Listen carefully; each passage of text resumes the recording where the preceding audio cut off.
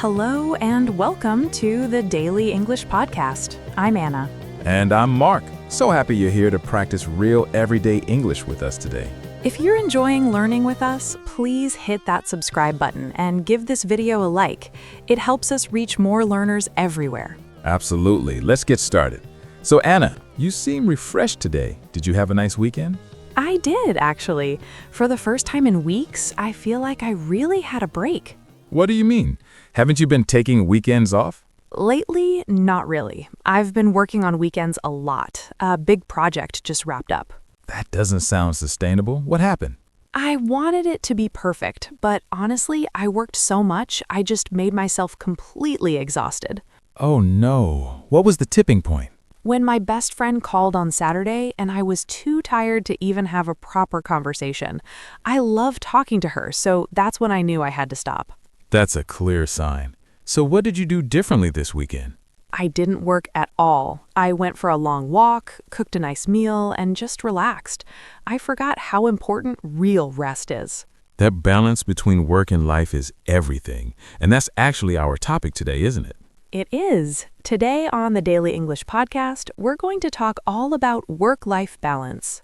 Perfect timing. Let's help our listeners find better balance. So Anna, let's start with the basics. What exactly is work-life balance? Good question. It's about dividing your time and energy between your job and your personal life. It means you don't spend all your time working.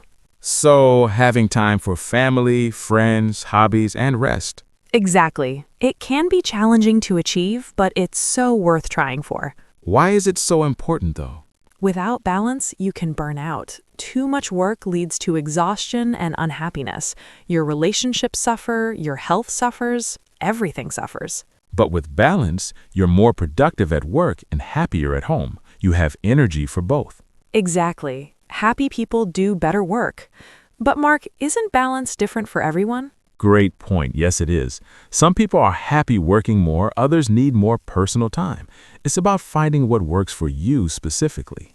That's a helpful way to think about it. How do we know if our balance is off? There are warning signs. You're always tired, even after resting. Your relationships are suffering because you don't have time, or you're mentally absent when you're with people. Or your health starts giving you signals. Headaches, stomach issues, trouble sleeping. Right, your body is telling you something's wrong. Emotional signs too, like feeling constantly anxious, irritable, or just empty. Or you lose interest in hobbies you used to love.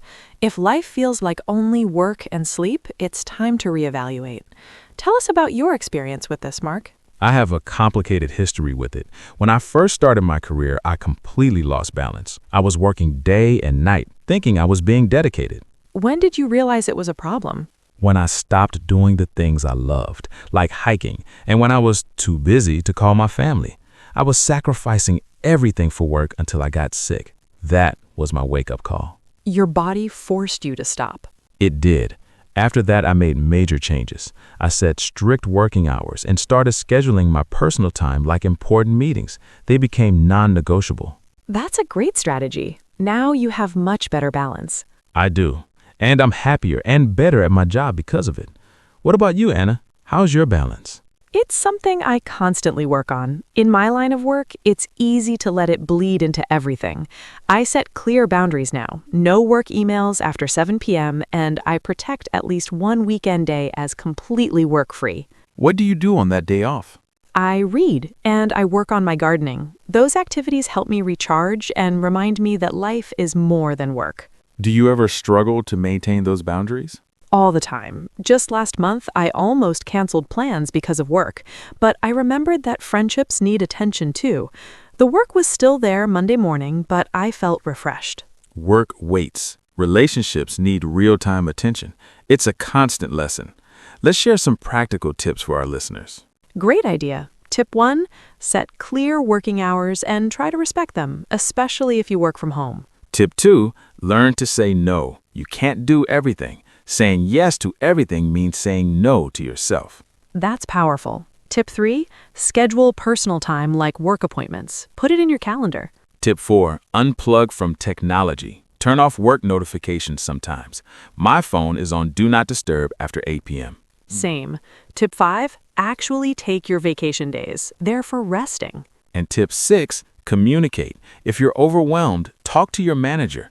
A good manager will want to help you find balance. Work-life balance looks different in different cultures, doesn't it? It does. In some places, long hours are the norm. In others, like some European countries, there are shorter work weeks and more focus on personal time. And with remote work, the boundaries between home and office have blurred for many of us. True. That's why creating rituals to end your workday are so important. I physically close my laptop. That signals to my brain that work is done. Little rituals create mental boundaries. What about people who love their work? Is balance still important for them? Maybe even more important, when you love what you do, it's easy to overdo it. But your mind and body still need rest. Time away can actually renew your passion. That's so true. Balance makes passion sustainable. Let's teach some useful phrases for talking about this. First one, I need to find better balance. It's a common way to say your life feels unbalanced. Next, I'm trying to disconnect from work. Disconnect means to separate yourself mentally. Another, I make sure to. This shows you're intentional. I make sure to exercise 3 times a week. Or it's important to take breaks. And if work is too much, I'm feeling overwhelmed or I've been overworked lately. Listeners, try making your own sentences with these phrases. Practice saying them out loud. Don't worry about mistakes. Practice is what matters. Now, we can't talk about balance without discussing technology. Right. Our phones mean work can follow us everywhere. It's hard to escape. We have to make it stop. I use separate apps for work and personal life when I can, and I have rules about when I check email. Same. I turn off all work notifications after 6 p.m. If something is truly urgent, they'll call. That's a good rule.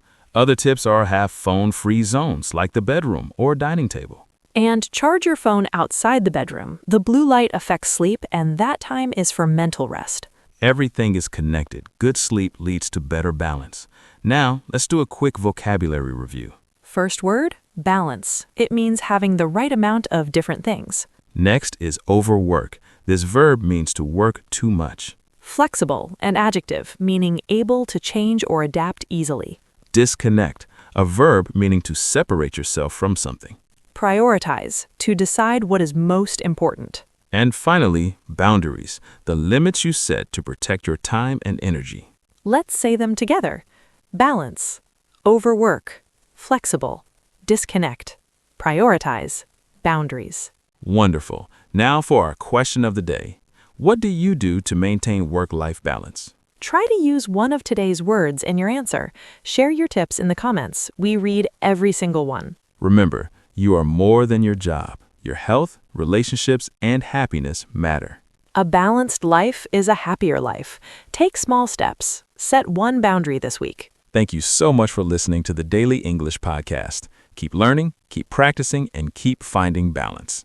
Life is too short to just work. From both of us, take care of yourself. And we'll see you in the next episode.